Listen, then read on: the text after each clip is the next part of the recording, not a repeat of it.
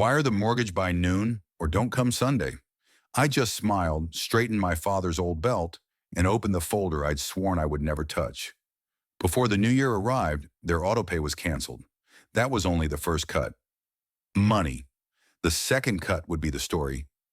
Read out loud to the whole neighborhood who paid, who spent, who called it class. The boundary had been violated enough. Roof leaks, ER bills, HOA fees, and today I reset the rules. Respect first, money never.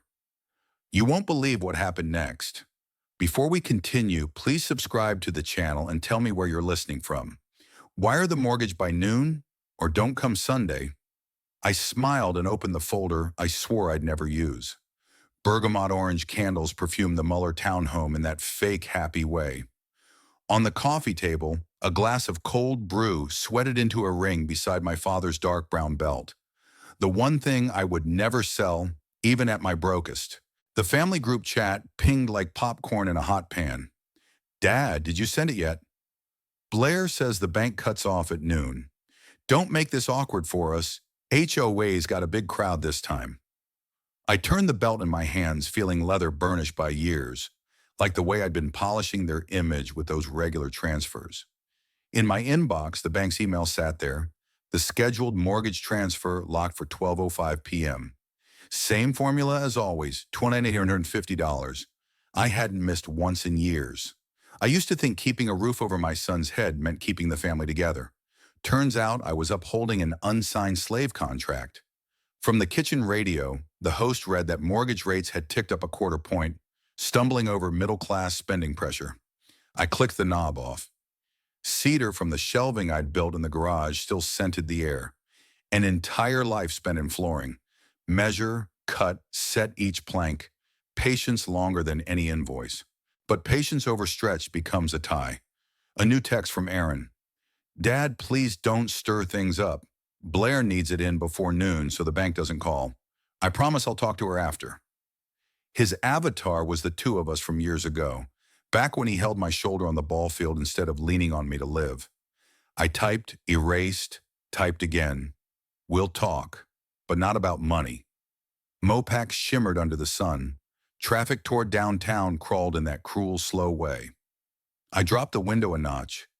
The heat blew in like an oven door. I'd driven this loop 5 years straight, circling the city after every transfer like I needed to rinse off the feeling of being used.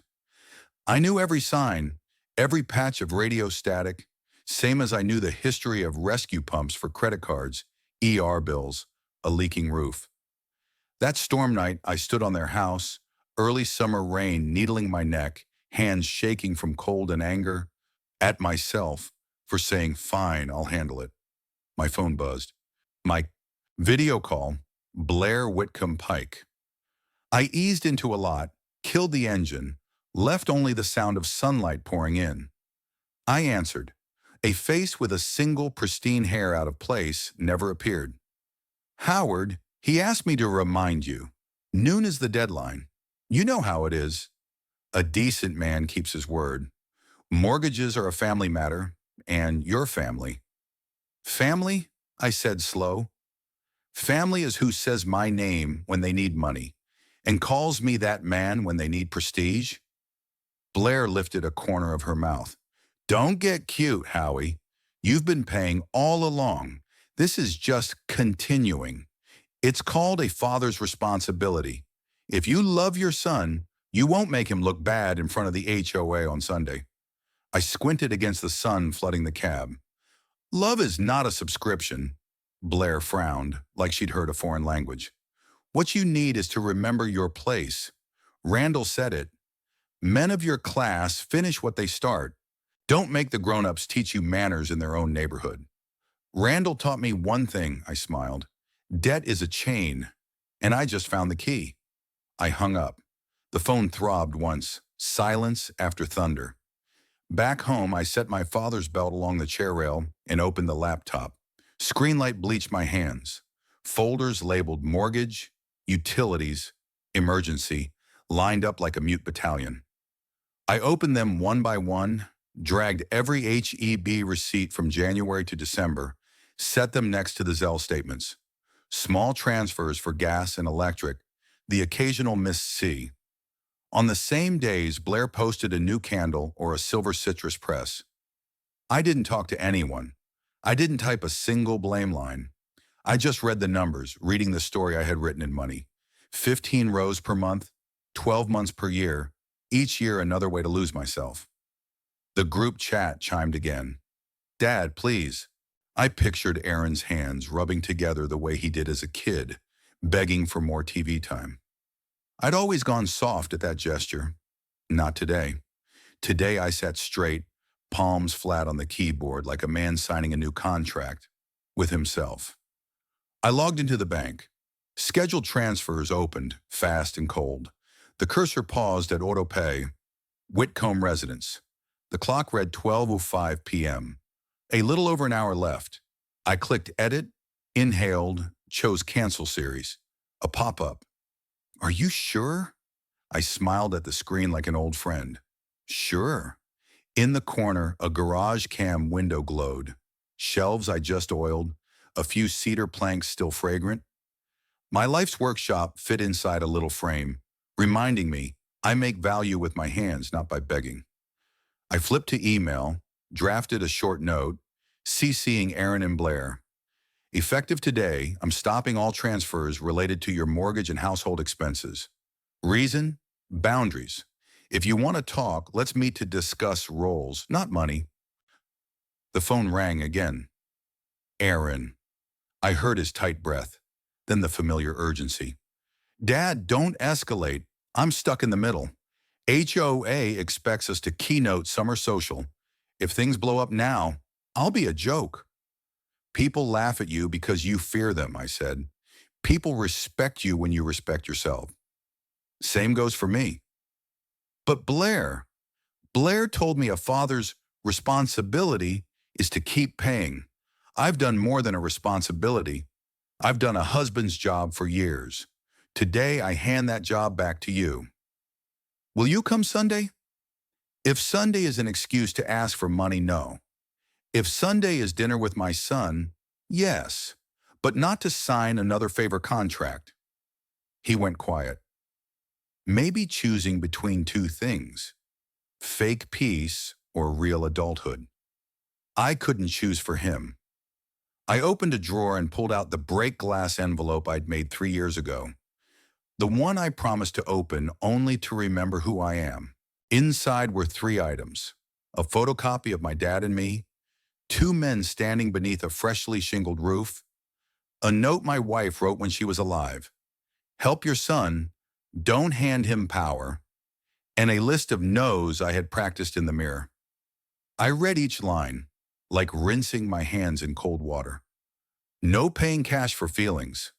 No buying gratitude. No trading dignity for short-term calm. Wind skimmed the window, a hint of rain somewhere far off. I closed the laptop, pressed my palms on the lid the way you close a chest. My mouth said it without thinking. From today, no. In the quiet that fell, I heard myself come back to life. I stood, straightened my father's old belt, smoothed my shirt, and headed for the kitchen. I poured a fresh, cold brew over ice, the crackle like a tiny orchestra. My phone lit again. New mail from the HOA. Summer social, keynote, Whitcomb family. See you Sunday. I took a sip and read to the end. I paused on keynote longer than necessary. I didn't reply. I didn't like or leave the group. I flagged it and typed one word in the note. Noted. Outside, Texas sun poured down like any other day. Inside, the light felt different. It didn't come through the windows. It came from turning off a switch that had burned me for 5 years. I opened another file. ER Bill Aaron, 26. A blurry phone photo because my hands shook at the payment desk that day. The invoice ran like an endless ribbon. I remembered Blair beside me, eyes glued to her phone, scrolling RSVPs for some neighborhood party. Howie, sign quick, the kid's hurting. I signed. I always signed. On the way home, I stopped at HEB for soup and bread to stock their fridge. The receipt said chicken soup, milk, toilet paper, and a cheap bouquet of mums I bought for myself. Blair posted recovery brunch at home. Pretty filter, no tag for me. Those aren't courtroom exhibits. They're ledgers in the conscience. Every dollar line is a line that says, I chose the easy way. Easy for the present, expensive for the future. Today, I chose the opposite. Texas sun hammered the high glass of the downtown branch, sprinkling dust like salt. I set my Yeti down on the waiting chair and listened to ice tap the walls for no good reason. On my phone, auto pay, Whitcomb residence, was already canceled last night. But today I was here to do what I owed myself. End it in black and white. I'd once pledged our savings certificate, the one my wife and I tucked away for old age, to bail out my son. Signed the pledge in an overcooled room, sweat still slipping down my back. When I stepped out, the shame of losing face with myself hurt worse than losing money. In the men's room mirror, I stared at my own eyes and thought, nice work, Howie. You just bought 6 more months of silence. Today, I wasn't buying anything. The number flipped. I stepped to window 3. The teller, badge reading Kelly, asked in a weather voice, purpose of your visit, sir? I want to revoke ACH authorization, stop all debits related to this mortgage, and print 60 months of transfers. With reference IDs, I said, clean and short. Keys chattered. Please confirm you understand that stopping this may affect. I understand. I'm requesting a stop payment order and a revocation of authorization, effective immediately. She printed a stack, slid one page forward. I signed. Fresh toner rose. Then the rubber stamp came down. Ding. One small sound, final as a verdict. Received. I'd barely clipped the papers into a folder when my phone buzzed. Randall Whitcomb. I let it hum one extra beat before I swiped. Howie, real men take care of their house, he started, lecture tone.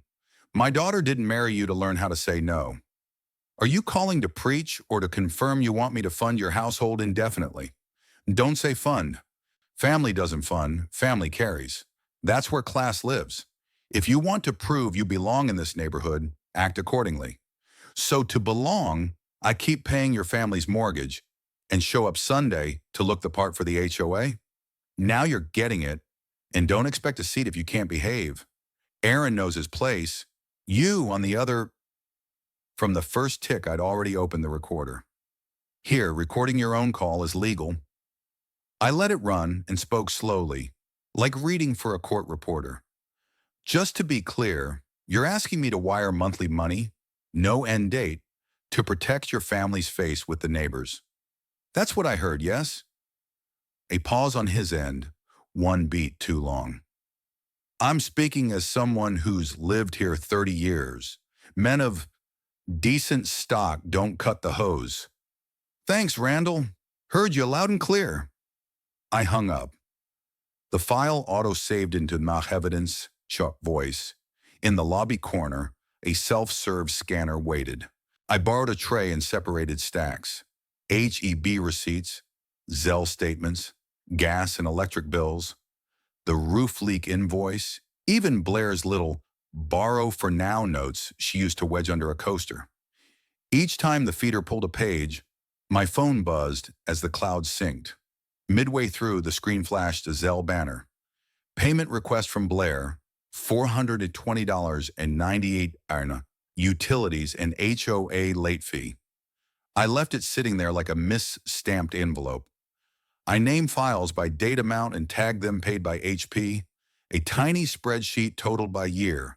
The corner number jumped, north of 170 grand, not counting the down payment. The AC cooled my neck, but sweat slid slow behind my ear, not from heat, from memory. I took a long table by the glass, squared the folder. Sun cut through into skinny blades on the floor. I opened email and typed a subject. Notice of withdrawal. Household and mortgage support, effective immediately. Just a few lines, not one extra adjective. Hi, Aaron. Effective today, I'm ending all transfers related to your mortgage, share household expenses. Attached is a 60-month summary. with refs and docs. I'm willing to meet to discuss roles, not money. Howie, checklist, Jersey 60mo.pdf attached, 1 page, 12 entries per year, columns for reference ID, date, amount, note. At the bottom, total to date, excellent DP, 171. I hit send. The little whoosh left me like finishing a long breath. I printed an extra copy, went back to the window, and Kelly stamped the stop payment order again. Red as a brake light. Ding. This time I watched the paper quiver. The revolving door spilled a band of heat. On the sidewalk, I lifted the Yeti. Metal cool in my hand, hot asphalt and coffee mixing in the air. I thought of my garage, whiteboard, red string, colored folders, where the next phase would pin up like a map. The phone buzzed again. I glanced, expecting a read receipt. A man in a pale blue shirt and glasses stepped into my path. Polite postal. He opened a case. Mr. Howard Pike? That's me. I'm a process server. This is the summons and complaint, case number, plaintiffs, Blair Whitcomb Pike and Randall Eloise Whitcomb. He handed me a thick stack. The cover bolded the claims. Promissory estoppel, intentional emotional distress, damages $400,000. I took it and said thank you instead of snatching. He nodded and peeled away like he delivered a restaurant menu. I stood in the sun and weighed the stack the way a carpenter sizes a plank. Skimming the factual background, I met the familiar phrasing, a long-term promise to pay, reliance thereon, family honor harmed, fake and expensive. My phone buzzed. Delivery status notification. Delivered. Notice of withdrawal had reached my son's inbox. 2 tiny pings, one for sent, one for received, enough to know the next front had opened. I went back in to request an e-copy. The shift manager, salt and pepper hair, corn yellow tie, added a smaller stamp, accepted. He read from the handbook. Per customer request, the bank terminates the designated debit authorization as of now. Items initiated before processing may still clear. Understood, I said. If the payee tries to pull again, show them this, he added. I snapped a photo and filed it. Back on the brown leather bench, I scrolled a different history. Those quick sends past midnight. Water shut off. Power past due. Fridge died. 2:13 a.m., bare feet on my kitchen tile, wiring 187.43. So they won't be embarrassed in the morning. I told myself, just this once to spare them. The once linked up, carving a rut to the bone. After the server left, I read the instruction sheet behind the summons about response deadlines, folded it into the folder. Plenty of time for a man who'd always answered with money to relearn how to answer with boundaries. I opened voice memo and renamed the file. 2020-0611. Randall, Chakal boundary. My other hand found the old scrap of my wife's writing. Small letters, straight as rule lines. Help your son, don't hand him power. I whispered, just loud enough for me. You see that, honey? I did it today. A hot gust ran the sidewalk. The little flag outside the bank jerked once, then sagged. The phone buzzed. Delivery status notification. Read. Aaron had opened the email. In the black glass street, a regular man stared back. Worn shirt, shoes not new, but standing straight. I hit the fob. The pickup winked its lights. A scorched day finally cast some shade. First cut, money. Second cut, the story. I mouthed it as I slammed the file box shut in the garage, the black tape ripping in a sweet underlining sound. Austin's night was hot and thick, cicadas falling like rain. On the workbench, 3 color folders. Money, image, lawsuit. I moved image to the top. Morning. Tamsin Ortega's office on the 2nd floor of a red brick building near Shoal Creek. She opened the door with her hair pulled back, a no-sugar coffee in one hand and a highlighter in the other. I set the lawsuit folder on her desk like a large plank, catching the smell of ink and warm paper from the corner printer. Promissory estoppel, intentional and emotional distress, 400 grand, I said. They ran the narrative first and pushed the law behind it. Tamsin flipped pages fast, the way a seamstress feels fabric. Their narrative is bait, she said. We changed the bait, put the true story out first. I've cut the money, I said. Now I cut their voice. No need to cut a voice. Tamsin adjusted the words. Calm. Just make the voice say its proper name. This is Texas. We've got the TCPA, anti-slap. I'll file a motion to dismiss, ask for attorney's fees and sanctions. The hard part isn't the law, it's proof that this is speech on a matter of public concern. Do you have anything tied to their community? I've got the HOA group, the newsletter, the keynote invite, and a recorded call. Keep everything in place, she said. Don't kick the hive. I'll hit the deadlines, and the motion will stay their discovery. While we wait on the court, do what you do best. Build a flat floor the truth can stand on. I left with a list, smearing posts, comments, emails, screenshots, timestamps, and metadata. Noon glare outside. I opened the HOA group on my phone. A heartfelt post was already pulled, but everything online has a plastic lifespan. Doesn't rot, just floats away. I opened my cache folder and called Gwen Sutter, the retired teacher who saved things on her computer like seeds. Gwen, did you happen to save last night's post? I have a bad habit of clicking Save as PDF. A little laugh. The admin pulled it, but a little late. I owe you a pie.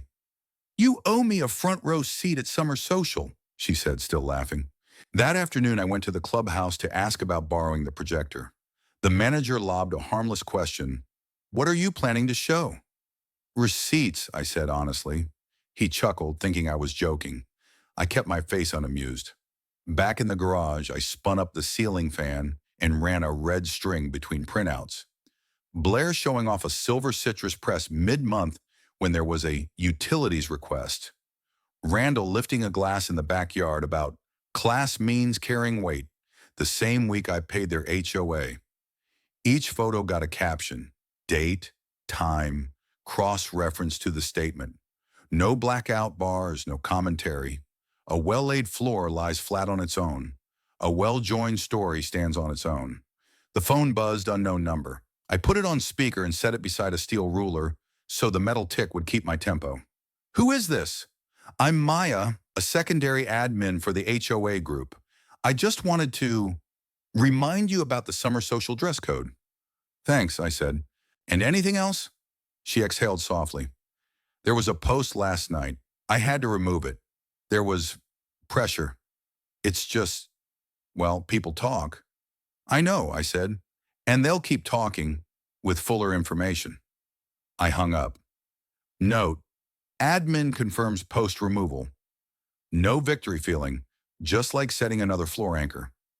15 minutes later, an email from Tamsin. Demand letter sent to the HOA.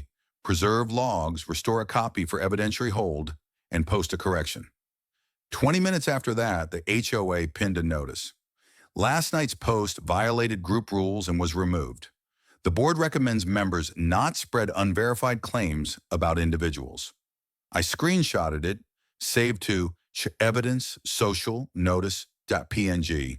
No caption. Evening, Aaron called. I watched his name glow. I let it ring to the third chime and answered. Dad, they say you're working the neighbors. I'm gathering facts. Do you want to hear them? I just want peace, Dad.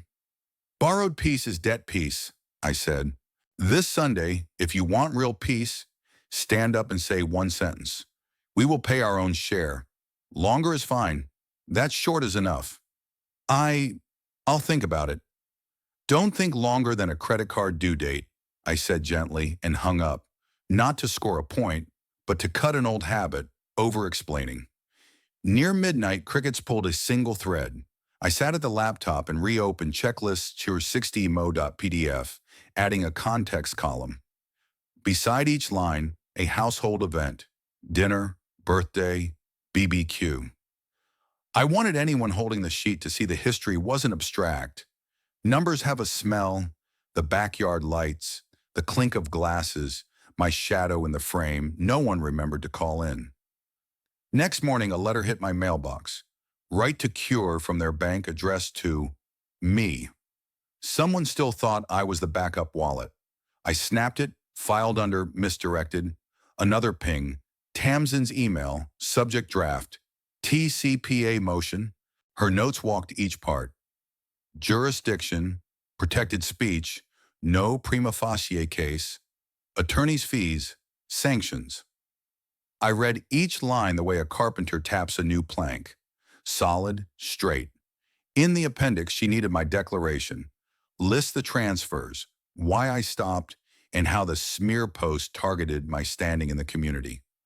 I opened a fresh file and wrote short, cold, no opinion, just facts. By noon, I hit the print shop, slid over a USB. I need 12 sets. In this exact order, I said.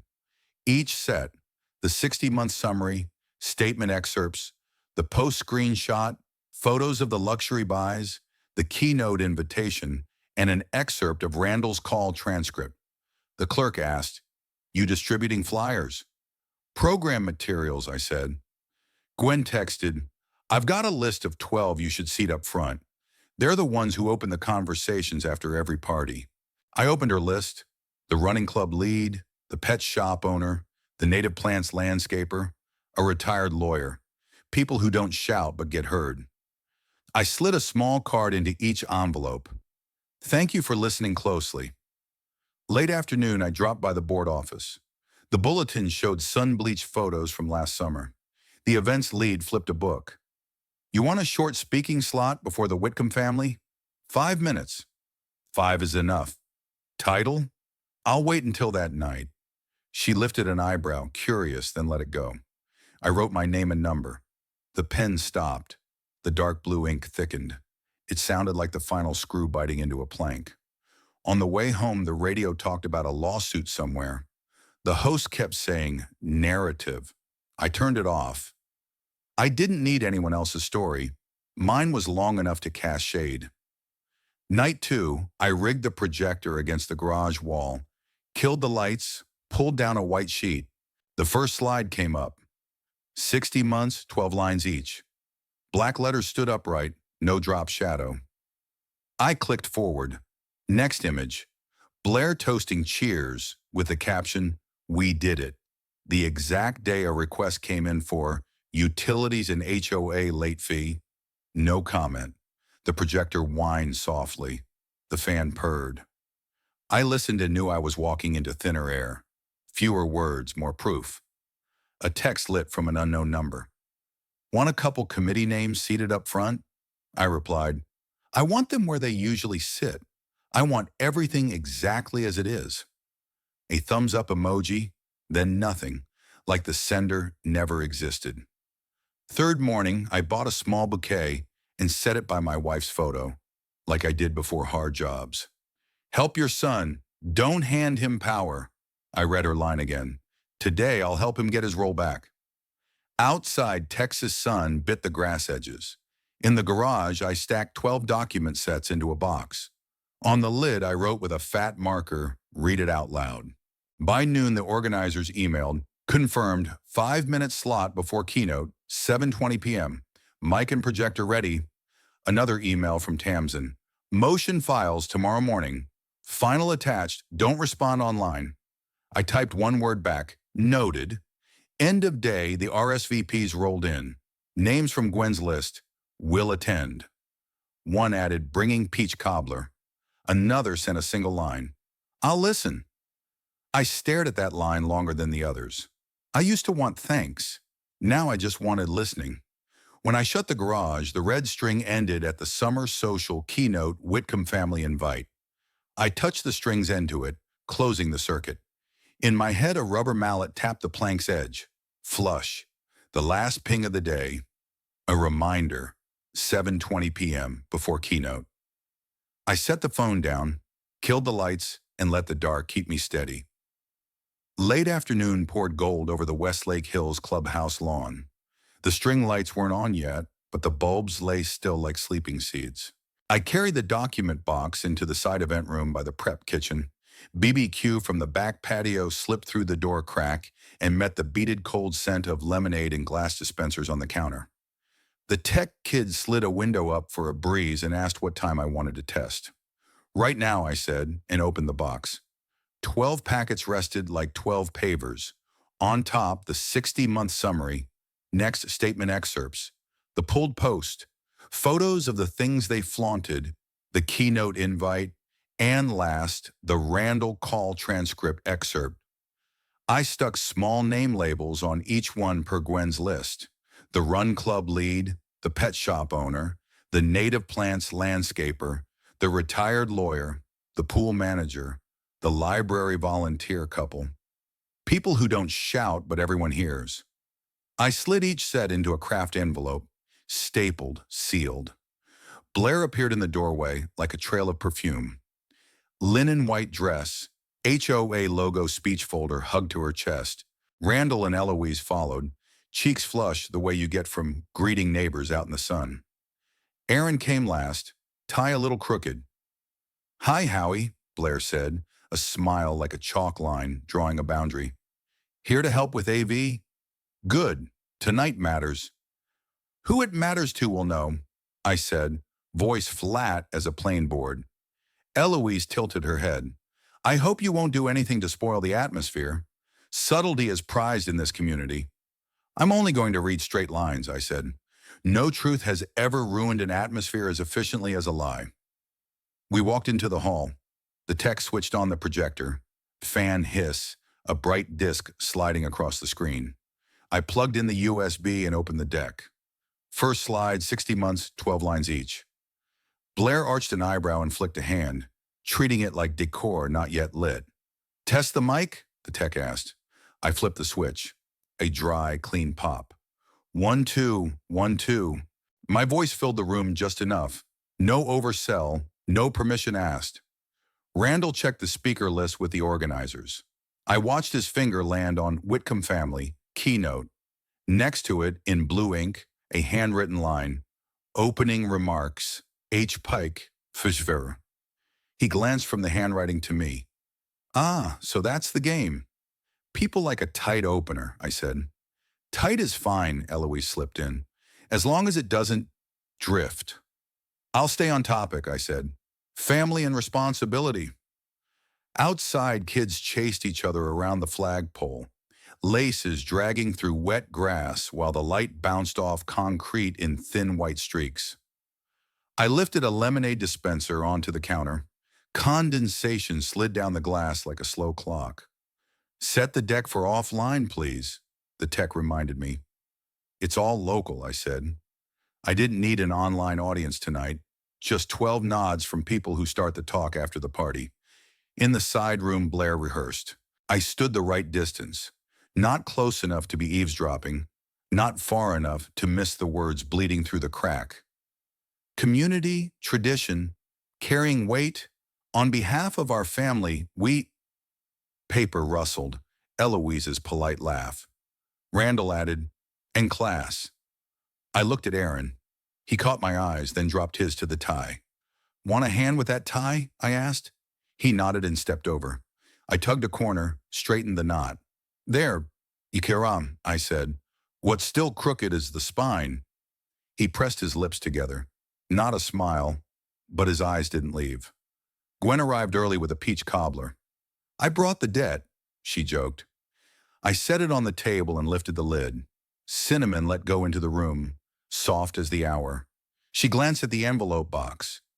"These go to the front row?" "To the people who start the conversations after the party," I said. "I don't need them to take my side. I need them to tell it straight." "All right," Gwen said. "I'll stand in back.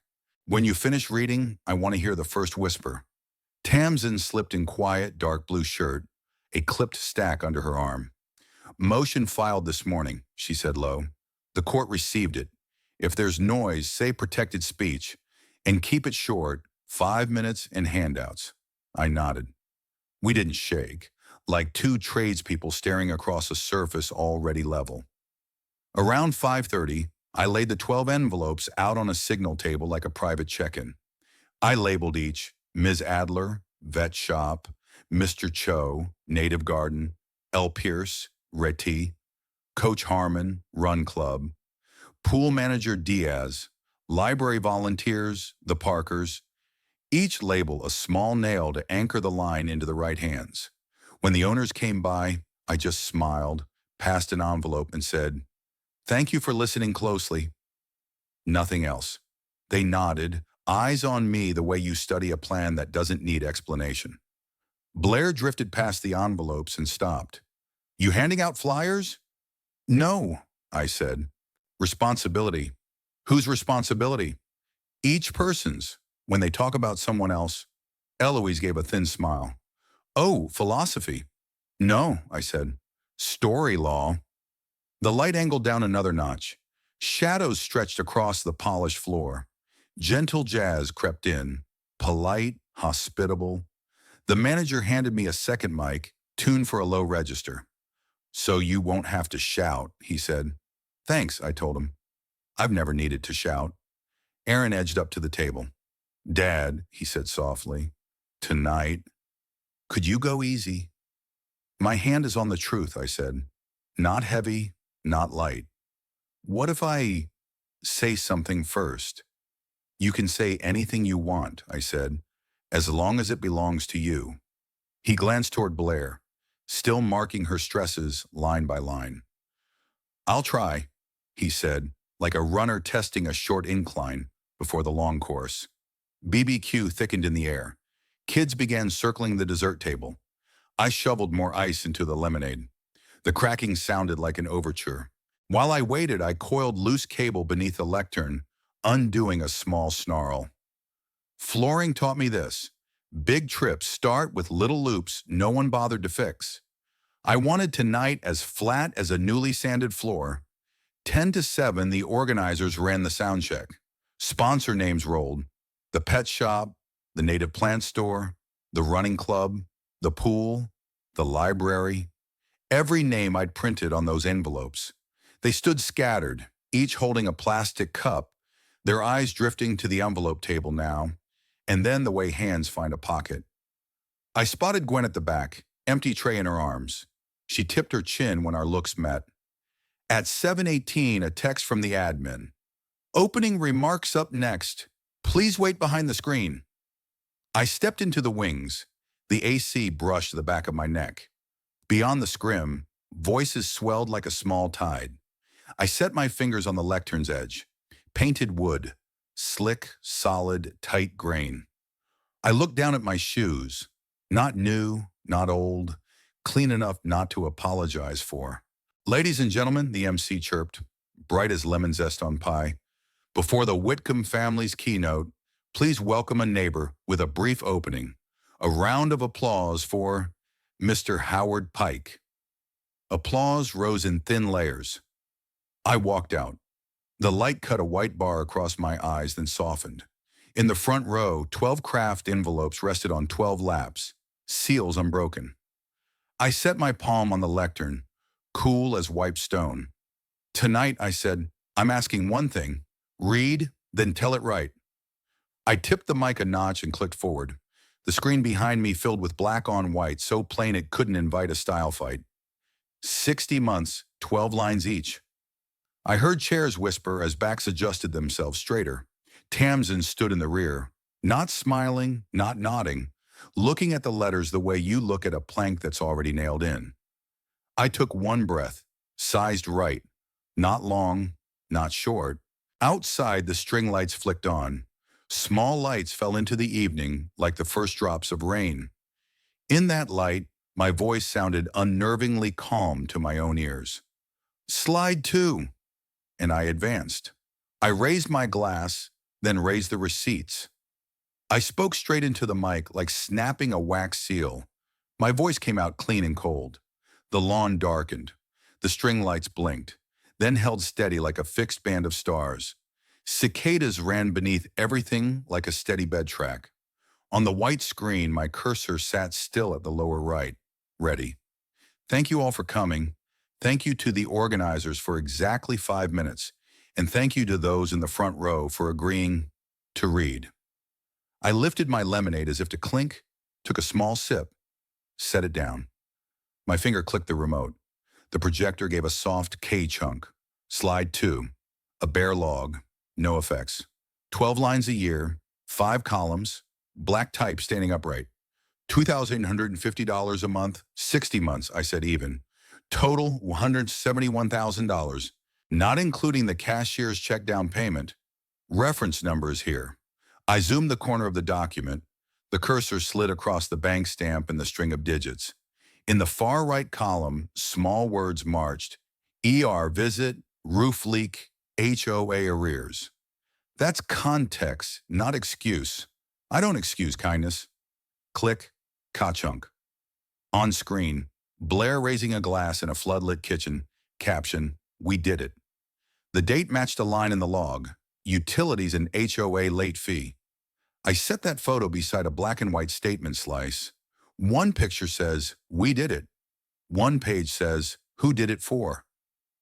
I didn't smile. From the corner, a staple popped. Tack. A man was easing down the Whitcomb charity dinner poster, rolling it up like an oversold introduction. A few stray claps flared and died, like people reminding themselves to stay quiet and listen. Ka-chunk. Second photo, Eloise in a white linen coat, hand on a luxury gift box, caption catching the sun. Tradition is carrying weight with grace. I drew a thin arrow from that image to the HOA arrears column 3 days earlier, and another to a Zelle request I'd received the same afternoon she posted. No adjectives, just lines pinned to dates and times. Email, I said. K-chunk. Text on a white slide. If you keep hinting around the neighborhood, our lawyer will file for defamation and harassment.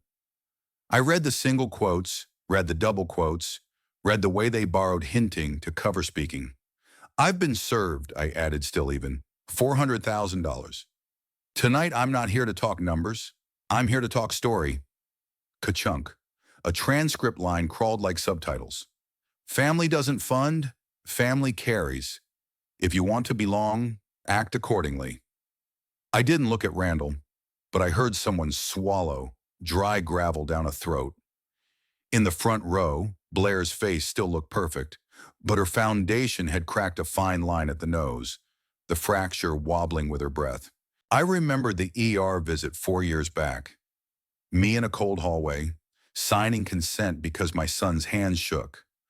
Remembered the storm season roof leak. Me crawling their shingles, palms on slick tile, rain punching the nape, while Blair live-streamed Sunday vibes from the yard. I didn't narrate it. I dropped 2 words on the screen like pegging 2 dowels into a beam.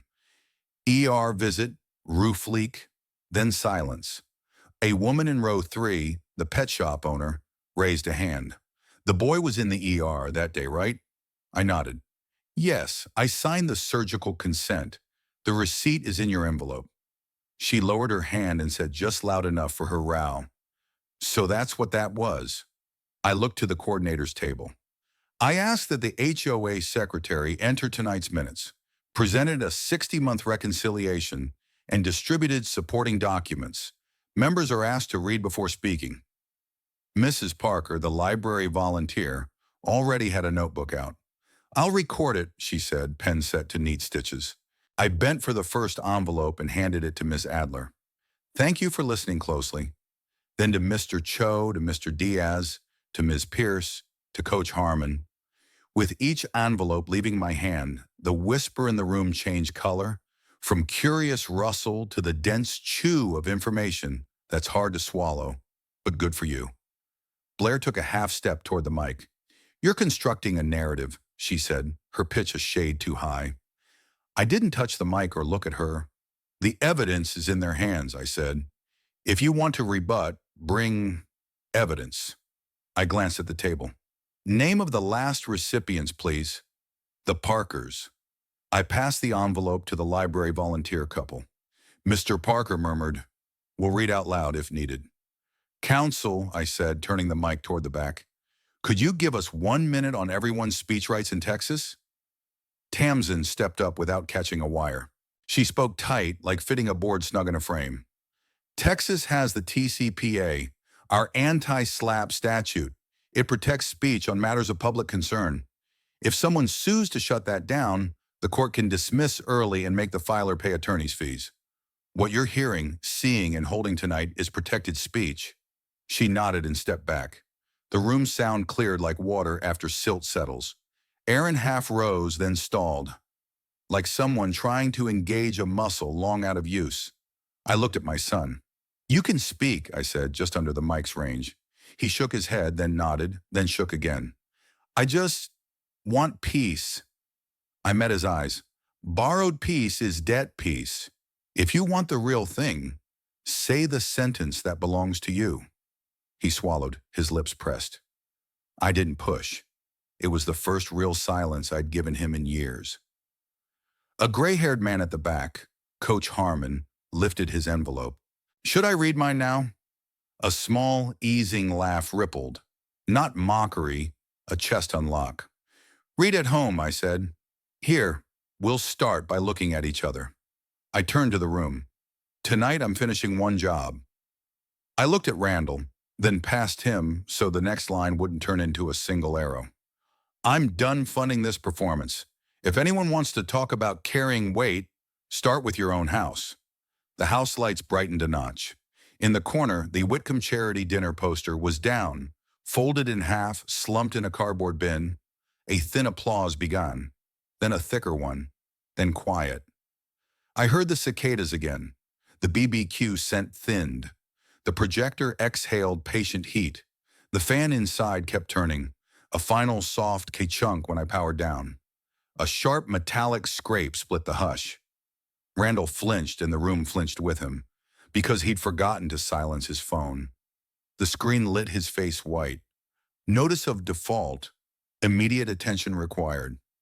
The next alert beeped shorter, like a reminder that text wasn't a dream. Blair looked at her hands, fingers creasing the edge of her folder. Eloise touched Randall's elbow. Small move, enough to show her hand was shaking too. I added nothing. I lifted the mic off its mount and laid it flat on the lectern, like a tool I'd finished with. Then I bent for a stray envelope flap near my shoe and pocketed it. The floorman's habit. Leave nothing rolling on a flat plane. I turned and walked for the wings. Behind me, conversation swelled like a river just through stone. Someone, maybe Mrs. Parker, read softly. Entry Roger 14. ER visit. Like checking the room sound. A boy asked his mother, "Who is he?" And she answered, "The man who paid for that house for years." I passed Gwen's peach cobbler. The cinnamon crust had sunk a little under the lights. I tented the tray to keep it from drying out. The back door opened onto a square of cool dark. I stood one beat to let the room behind me find its own voice. Then I stepped into the lawn where the string lights hung steady, bright enough to see without squinting. A kid cut across and almost clipped me, then stopped. "Sorry, sir." I nodded. He ran on, his laugh melting into the cicadas. My phone buzzed once, Tamsin. "Minutes noted. We're good." I texted back one word. "Noted." My finger trembled and steadied. At the far edge of the grass, a small knot of people stood around the trash bin. Someone pulled the poster out, flipped it, and dropped it back in. Decisive. No one said anything ugly. No one said anything glowing. They just passed craft envelopes hand to hand, the way you pass along a borrowed book. I looked toward the meeting room. The door was still ajar, a rectangle of light on concrete. In it, I saw Aaron frozen, arms hanging, head tipped down. Blair's mouth moved hard. Randall tapped his phone again, like rereading notice of default could change its meaning. No one changes words like that. That's the kind of sentence that doesn't know detours. I looped the lawn, touched the flagpole for balance because suddenly I felt light. I heard my wife's voice. "Help your son, don't hand him power." I answered in my head, "One job done." Far off, kids called to each other to find a hiding spot. Another game began. I left the grass carrying lemon and cinnamon, and a Texas night cooled at last. Early summer rain tapped evenly on the porch's tin roof like an old carpenter testing a plank before sinking a screw. I sat on the wooden chair beside the backyard mint. The crushed leaves rose cool and green, mixing with damp earth. On the table, my wife's photo in a dark frame, her tilted smile, a jigsaw in her hand, hair tied high. Next to it, a frayed business card, Pike Flooring, since 1995. I flipped the photo over. The ballpoint line from years ago was still clear. Help your son, don't hand him power. My phone buzzed once. Tamsin, order in, come by when you can. I set the photo down, pulled a rag, and wiped my work boots under the bench. Dry mud fell in little chips to the porch, almost the sound of distant rain. Her office was on a second floor. The glass door cracked to let the weather in. Tamsin stood as I walked in. No small talk. She handed me a thick envelope, clamped with a black binder clip like a bundle of joined boards. Dismissal under the TCPA, she said, with attorney's fees and a modest sanction to deter. Judge signed this afternoon. She flipped the first page for me. The clerk's red-filed seal, the bold line, granting defendant's motion to dismiss pursuant to the Texas Citizens Participation Act. Another page read, plaintiff shall pay defendant's reasonable attorney's fees in the amount of and sanctions of within 30 days. I read each line the way a carpenter runs a palm with the grain. Straight, few knots, no warp. Can they appeal? I asked. They can, Tamsin said. But with this record, they either drop it or they pay to drop it. She slid over a small page. My invoice. When they wire under the order, you'll get the confirmation. And here's a notice of non-suit they just filed on some side claims, pulled before the ruling to save face. She shrugged. All the usual tricks. I nodded and squared the stack. Thank you, I said. My job, she smiled. Your job is to keep the boundaries and eat something hot tonight. By the time I left, the rain had thinned. On the way home, I checked the mailbox. A fat envelope from their bank sat there like a wet brick. I tore the edge and pulled the sheet under my own eaves. Bold print. Notice of intent to accelerate. Loan arrears, 90 days. The amount to cure listed 3 missed payments, penalties, and a number I no longer had to add for anyone. At the bottom, a cold line. Failure to cure may result in foreclosure. I clipped that behind the court order, like a tradesman clamping 2 opposing boards to see which was stiffer. Aaron arrived at the turn of evening. He stood out in the rain, no umbrella. His shirt darkened like wet wood. I pulled him onto the porch. Come in, I said. The mint cut the air. Cool, sobering. Dad, he said quietly, I heard about court. I also got the 90-day letter. He looked at his shoes. Water pattered onto the concrete. I'm sorry. I set the law envelope and the bank envelope on the table beside my wife's picture. Sorry for what? For letting it get here. For letting them use me as a mouthpiece. For letting my wife, Blair, put class over family. He hesitated. I'm not asking for money. I'm asking for the how. Rain thickened for a moment, then softened. A squirrel flashed along the fence, shaking wet leaves like a strip of switches being flipped. I pulled the spare chair. Sit. He sat, back curved like a rafter set wrong. You want truth or something easy? I asked. Truth? Sell the house, I said. Don't weaponize memories. Memories don't pay interest. Move to a small rental near work. Cut the non-essentials. If you've got revolving debt, stop revolving. Pick one, kill it, then the next. And I met his eyes. Take a second job if the first one isn't enough. He nodded, then wavered. Could you help me, not with money, with an advance at work? I could work for you, in the shop, on job sites. An advance is money, Aaron, I said, not loud. And I don't pay wages to help you dodge the lesson. I left the words between us like a board laid down. Respect first, money never. Start by respecting yourself, then respect other people, including me. Money isn't in the first sentence. He went quiet. The rain fine-tapped the roof like a metronome. I'll tell Blair we need to sell, he said at last. She'll blame everything and everyone. Of course, I said. It's a habit. You can change yours. I slid the card toward him. Pike Flooring, and since 1995, I'm not hiring you as a hand yet, but you can come to the shop, weekends, learn measuring, learn checking, learn how a floor gets truly flat. No pay, just knowledge. If you want it, come. He looked at the card like a ticket with no destination printed. Thank you. One more thing, I said. Sunday night, go to Gwen's for dinner. She cooks plain, but everyone brings a dish. You bring salad, and you'll say 2 lines. What lines? First, I'm grateful to be heard. Second, from now on, my family pays our own share. He nodded, settled like a wood grain, at last aligned. I can do that. Sunday night, the rain had stopped. Only damp clung to the fence and the fresh smell of soil. Gwen opened the door in a peach print apron, a pan of peach cobbler steaming. Right on time, she said, looking at Aaron, then me. Come in. Real family shows up. She said it like a little sticker at the table's edge. Not to boast, to remind. The table sat in the living room. Paper plates stacked, plastic forks shining under warm light.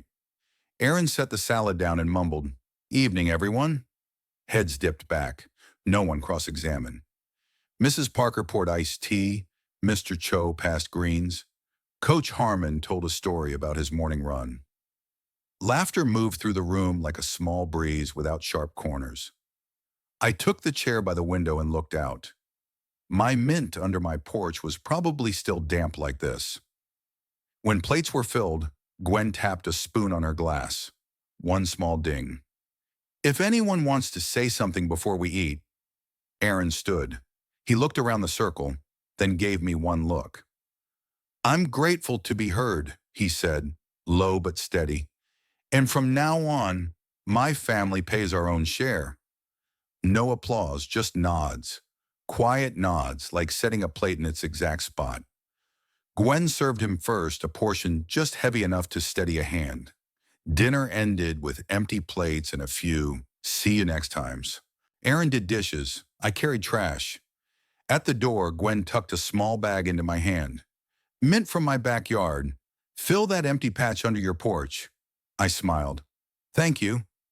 Mrs. Parker, as I passed, and said, I filed the HOA minutes from the other night. Wrote it exactly. Read, then tell it right. I nodded and said thank you again, a word that didn't feel worn today. Late night, the clouds broke. Insects resumed their metronome. I sat on the porch, cleaned my work boots again, brushing the edge where soil sticks. Warm light took the old card and the photo frame's corner. Everything back in place. The picture tilted a hair left, the card tucked under its edge, the court envelope clipped flat, mint leaves resting in a bowl of water. The phone buzzed. A text from Aaron. I started a second job. Period. No emoji, no dad. I stared at the line for a long moment, hearing old rain somewhere on the roof, memory refusing to leave quickly. I set the phone face down, leaned back, and inhaled slow. Mint cooled my throat like a blessing. Boundaries, I thought, aren't a wall. They're a door with a lock. The respectful ring the bell. The rest can stand in the rain. If you like this story, please like the video. Subscribe to the channel and share your impressions in the comments. To hear the next story, click the box on the left.